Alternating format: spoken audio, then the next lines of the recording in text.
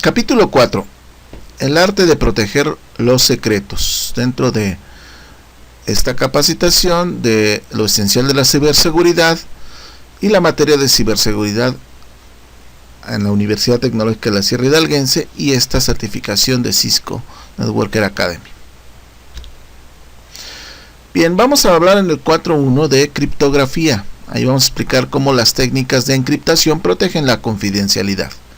En el 4.2 vamos a hablar del control de acceso. Ahí vamos a describir las técnicas de control de acceso que se utilizan para proteger la confidencialidad. Y en el 4.3, ocultamiento de datos, vamos a describir el concepto de ese ocultamiento de los datos. Bien, 4.1, criptografía. Primero vamos a describir en forma general la criptografía, ya que es la ciencia de generar y descifrar códigos secretos. La criptografía es un método para almacenar y transmitir datos de modo que el receptor destinado pueda leerlos o procesarlos. La criptografía moderna utiliza algoritmos seguros a nivel informático para asegurarse de que los delincuentes cibernéticos no puedan poner en peligro fácilmente la información protegida. La historia de la criptografía comenzó en los círculos diplomáticos hace miles de años. Los mensajeros de la corte del rey llevaban mensajes cifrados a otras cortes. Ocasionalmente, otras cortes no involucradas en la comunicación interpretaban o intentaban robar los mensajes enviados a un reino que consideraban un adversario. Poco después, los comandantes militares comenzaron a utilizar la encriptación para asegurar dichos mensajes. Cada método de encriptación utiliza un algoritmo específico llamado código para cifrar y descifrar los mensajes. El código consta de una serie de pasos bien definidos utilizados para encriptar o descifrar los mensajes. Existen varios métodos para crear un texto cifrado: transposición, sustitución, libreta de un solo uso. Dos tipos de encriptación. Existen dos clases de algoritmos para la encriptación: los algoritmos simétricos y los algoritmos asimétricos. Referente a los algoritmos simétricos, estos algoritmos utilizan la misma clave precompartida, a veces llamada un par de clave secreta, para cifrar y descifrar datos. El emisor y el receptor conocen la clave precompartida antes de que comience cualquier comunicación cifrada. Y tenemos los algoritmos asimétricos. Estos algoritmos de cifrado usan una clave para cifrar los datos y otra clave diferente para descifrarlos. Una clave es pública y la otra es privada. En un sistema de cifrado de clave pública, cualquier persona puede cifrar un mensaje con la clave pública del receptor, y el receptor es el único que puede descifrar mediante su clave privada. Las partes intercambian mensajes seguros sin necesidad de utilizar una clave precompartida. Los algoritmos asimétricos son más complejos. Estos algoritmos requieren muchos recursos y son más lentos para ejecutar. Ok, la encriptación de la clave privada. Los procesos de encriptación simétrica. Los algoritmos simétricos utilizan la clave precompartida para cifrar y descifrar datos. Un método también conocido como encriptación de clave privada. Los numerosos sistemas de encriptación usan la encriptación simétrica. Algunos de los estándares de encriptación comunes que usan la encriptación simétrica incluyen los siguientes: el DES triple. El estándar de encriptación digital DES es un cifrado de bloques simétricos con un tamaño de bloque de 64 bits que utiliza una clave de 56 bits. Este estándar de encriptación digital triple cifra los datos 3 veces y utiliza una clave diferente para al menos una de las 3 veces, proporcionando un tamaño de clave acumulativo de 112 a 168 bits. Tenemos el algoritmo internacional de cifrado de datos también, el IDEA. Utiliza bloques de 64 bits y claves de 128 bits. Este algoritmo internacional de cifrado de datos realiza 8 rondas de las transformaciones en cada uno de los 16 bloques que se producen al dividir cada bloque en 64 bits. IDEA fue el reemplazo de DES. Ahora la PGP, la Pretty Good Privacy, la utiliza. También tenemos el AES, el estándar de encriptación avanzada. Tiene un tamaño de bloque fijo de 128 bits con un tamaño de clave de 128, 192, 256 bits. El Instituto Nacional de Normas y Tecnologías, la NIST, aprobó el algoritmo AES en diciembre del 2001. El gobierno de los Estados Unidos utiliza el AES para proteger la información clasificada. Ahora, en la encriptación de clave pública, tenemos el proceso de encriptación asimétrica. La encriptación asimétrica, también denominada cifrado de clave pública, utiliza una clave para la encriptación que es diferente a la clave que es utilizada para el cifrado. Un delincuente no puede calcular la clave de cifrado según el conocimiento de la clave de cifrado y viceversa, una cantidad de tiempo razonable. Los algoritmos asimétricos incluyen los siguientes: el RSA, el Rivets-Shamir-Adleman, utiliza el protocolo de dos números primos muy grandes con una longitud igual entre 100 y 200 dígitos. Los navegadores utilizan RSA para establecer una conexión segura. El Diffie-Hellman proporciona un método de intercambio electrónico para compartir clave secreta. Los protocolos seguros como Security Sockets Layer SSL, el Transport Layer Security TLS y el Shell Seguro SSH y el protocolo de seguridad de Internet IPsec utilizan el Diffie-Hellman. El GAMAL utiliza el estándar del gobierno de Estados Unidos para las firmas digitales. Este algoritmo es gratuito ya que nadie posee la patente. Tenemos la criptografía de curva elíptica ECC.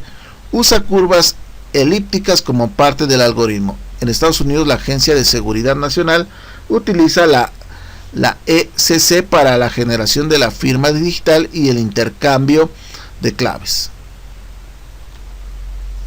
La encriptación simétrica frente a la encriptación asimétrica.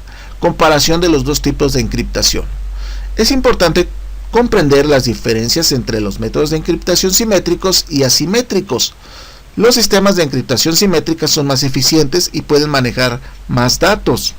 Sin embargo, la administración de claves con sistemas de encriptación simétrica es más problemática y más difícil de manejar. La criptografía asimétrica es más eficiente en la protección de la confidencialidad de pequeñas cantidades de datos, y su tamaño y velocidad permiten que sea más segura para tareas como el intercambio de claves electrónicas, que es una pequeña cantidad de datos en lugar de cifrar grandes bloques de datos. La encriptación simétrica frente a la encriptación asimétrica. Aplicación. Existen numerosas aplicaciones para los algoritmos simétricos y asimétricos. El token de generación de contraseñas de única vez es un dispositivo de hardware que utiliza la criptografía para generar una contraseña única. Una contraseña de única vez es una cadena de caracteres numérica o alfanumérica generada automáticamente que autentica al usuario para una transacción de un solo a una sola sesión. El número cambia cada 30 segundos aproximadamente. La contraseña de la sesión aparece en una pantalla y el usuario introduce la contraseña. La industria de pago electrónico utiliza el 3DS. Los sistemas operativos utilizan el DES para proteger los archivos de usuarios y los datos del sistema con contraseñas. La mayoría de los sistemas de archivo cifrado, como el NTFS, utilizan AES. Aplicación. 4 protocolos utilizan algoritmos de clave asimétrica. Tenemos el IKE, intercambio de claves por Internet. Es un componente fundamental de las redes privadas virtuales, VPN, y del IPsec. Tenemos el SSL, el Security Socket Layer, un medio para implementar la criptografía en un navegador web. Tenemos el el Shell Seguro SSH, un protocolo que proporciona una conexión de acceso remoto segura a un dispositivo de red. Y tenemos el PGP, un programa informático que proporciona privacidad y autenticación criptográfica para mejorar la seguridad de la comunicación por correo electrónico. Dentro de la aplicación, una VPN es una red privada que utiliza una red pública, generalmente Internet, para crear un canal de comunicación seguro. Una VPN conecta dos terminales como dos oficinas remotas mediante Internet para crear la conexión, una red privada virtual. Estas utilizan IPsec, y este IPsec es un conjunto de protocolos desarrollado para lograr servicios seguros en las redes. Los servicios IPsec permiten la autenticación, la integridad y el control de acceso a la confidencialidad. Con IPsec, los sitios remotos pueden intercambiar información cifrada y verificada. Los datos en uso son una preocupación cada vez mayor para muchas organizaciones. Cuando se encuentran en uso, los datos ya no tienen cualquier protección porque el usuario necesita abrir y cambiar los datos. La memoria del sistema contiene los datos en uso y puede contener los datos confidenciales como la clave de cifrado. Si los delincuentes comprometen los datos en uso, tendrán acceso a los datos almacenados y a los datos en movimiento.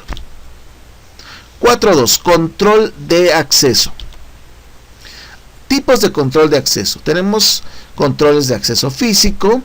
Hay obstáculos reales implementados para evitar el contacto directo con los sistemas. El objetivo es evitar que los usuarios no autorizados tengan acceso físico a las instalaciones, el equipo y otros activos de la organización. El control de acceso físico determina quién puede ingresar o salir, dónde pueden ingresar o salir y cuándo pueden ingresar o salir. Tenemos los controles de acceso lógico. Ahí son soluciones de hardware y software que se utilizan para administrar el acceso a los recursos y sistemas. Estas soluciones basadas en tecnología incluyen las herramientas y los protocolos que los sistemas informáticos utilizan para la identificación, la autenticación, autorización y responsabilidad. Tenemos los controles de acceso administrativo, políticas y procedimientos que definen las organizaciones para implementar y hacer cumplir todos los aspectos de control de acceso no autorizado.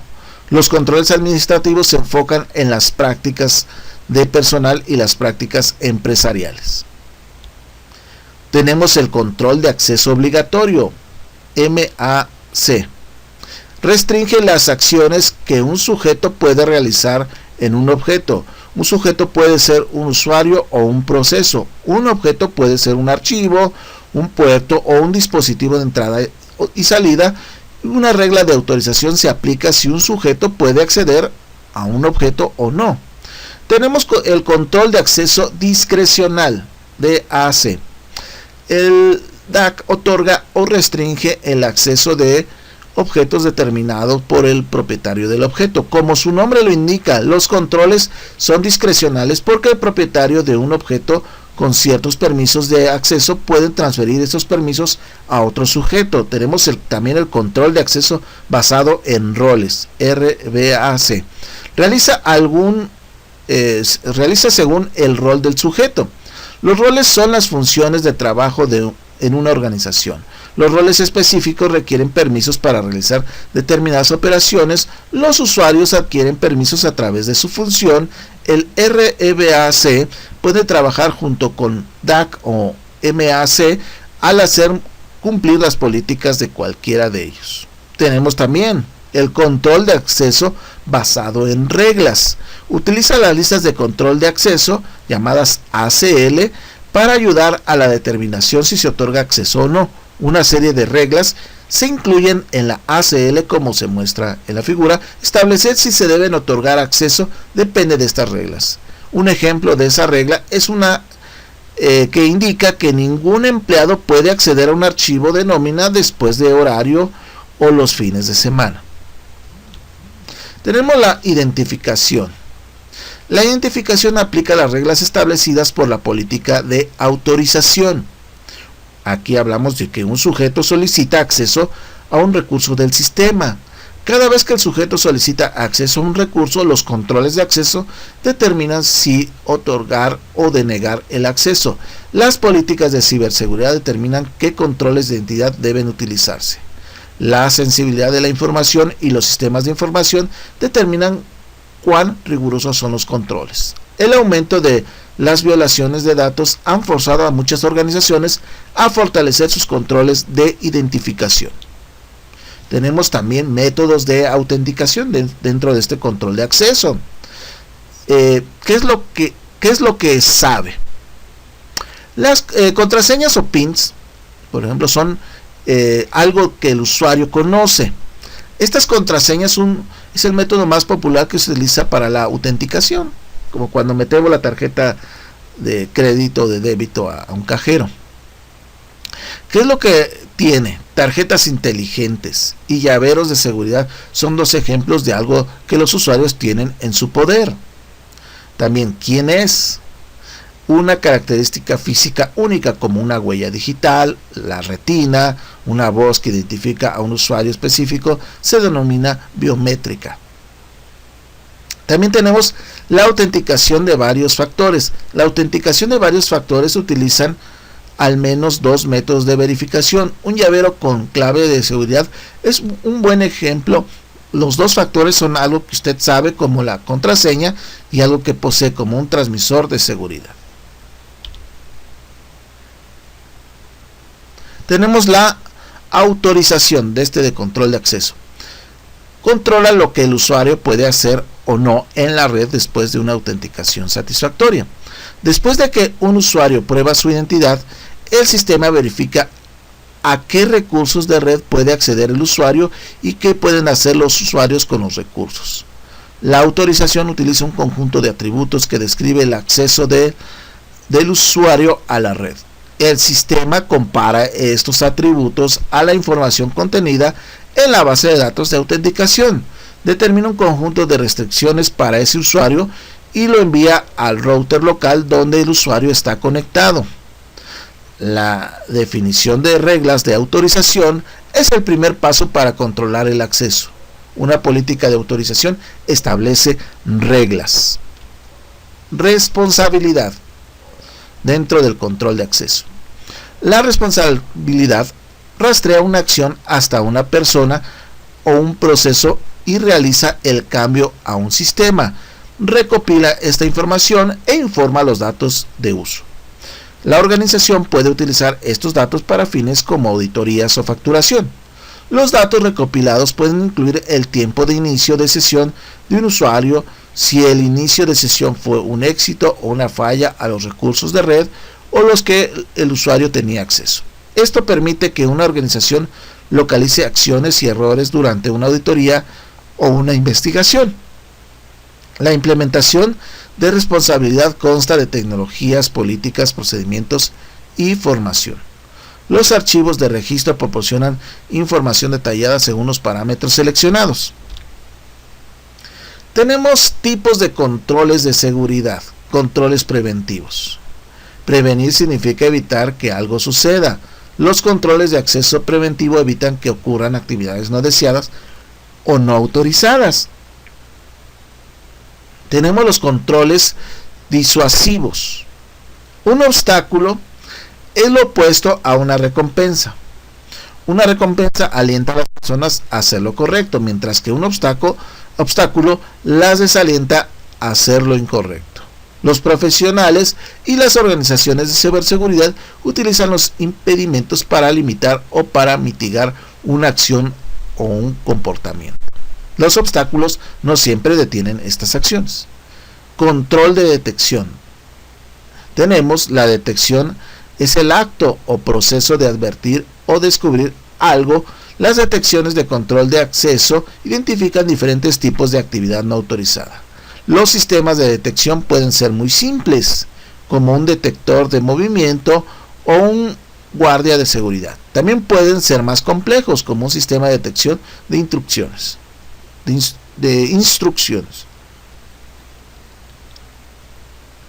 Tenemos tipos de controles de seguridad dentro del control de acceso. Controles correctivos.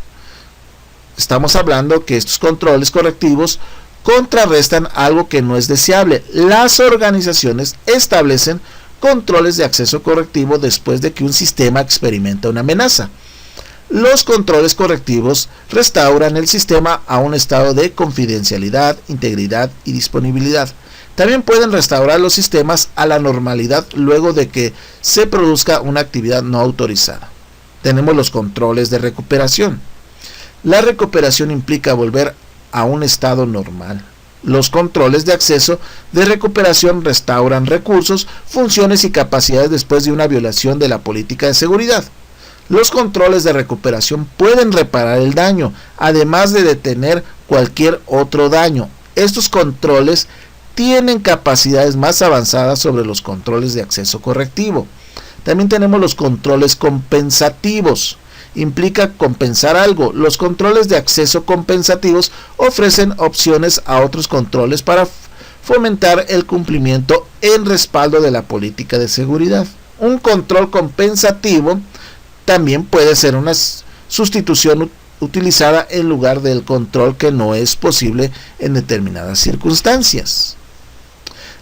4.3. Ocultamiento de datos.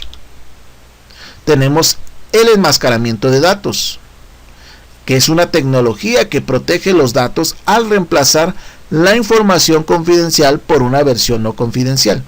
La versión no confidencial se parece a la información original. Esto significa que un proceso comercial puede usar los datos no confidenciales y no es necesario cambiar las aplicaciones de respaldo o las instalaciones de almacenamiento de datos. En el caso de uso más común, el enmascaramiento limita la propagación de datos confidenciales dentro de los sistemas de TI al distribuir los conjuntos de datos, sustituirlos para la prueba y el análisis. Existen técnicas de enmascaramiento de datos que pueden garantizar que los datos sigan siendo importantes, pero se cambien lo suficiente para protegernos. Tenemos sustitución, reemplazo de los datos por valores que parecen auténticos para aplicar el anonimato a los registros de datos. Arrastramiento deriva de un conjunto de sustitución de la misma columna de datos que un usuario desea enmascarar. Esta técnica funciona bien para la información financiera en una base de datos de prueba, por ejemplo. Tenemos la esteganografía. Oculta datos, el mensaje, en otro archivo, como un archivo de texto gráfico, de audio o otro archivo de texto. La ventaja de la esteganografía con respecto a la criptografía es que el mensaje secreto no atrae ninguna atención especial. Nadie sabrá nunca que una imagen contenida realmente en un mensaje secreto al ver el archivo en formato electrónico o impreso. Existen varios componentes involucrados en el ocultamiento de datos. Existen los datos integrados, que es el mensaje secreto, el texto cubierto, imagen cubierta o audio cubierto, oculta los datos integrados y genera un estegotexto o una estegoimagen o un estegoaudio. Una estegoclave controla el proceso de ocultamiento. Tenemos la ofuscación de datos. Es el uso y la práctica de las técnicas de esteganografía o enmascaramiento de los datos en el área de ciberseguridad y la profesión de inteligencia cibernética. La ofuscación es el arte de hacer que el mensaje sea confuso, ambiguo o más difícil de comprender. Un sistema puede codificar mensajes deliberadamente para evitar el acceso no autorizado a la información confidencial. La marca de agua de software protege al software del acceso o la modificación no autorizada. La marca de agua de software inserta un mensaje secreto en el programa como prueba de propiedad. El mensaje secreto es la marca de agua del software. Si alguien intenta eliminar una marca de agua, el resultado es un código no funcional. Bien, resumen del capítulo. ¿Qué aprendimos? Aquí se analizaron los principios de criptografía utilizados para comunicaciones seguras. Explicamos los algoritmos de encriptación simétrica y asimétrica. se compararon los dos algoritmos, se proporcionaron ejemplos de su uso. También explicamos cómo el control de acceso evita el acceso no autorizado a un edificio, una sala o un sistema o a un archivo mediante una identificación, autenticación, autorización y responsabilidad. Además, en este capítulo también se describieron los diversos modelos de control de acceso y los tipos de control de acceso. Concluimos que con el análisis de las diversas maneras en que los usuarios enmascaran los datos, la ofuscación de datos y la esteganografía son dos técnicas utilizadas para lograr enmascaramiento de datos. Y con esto terminamos esta explicación. Gracias.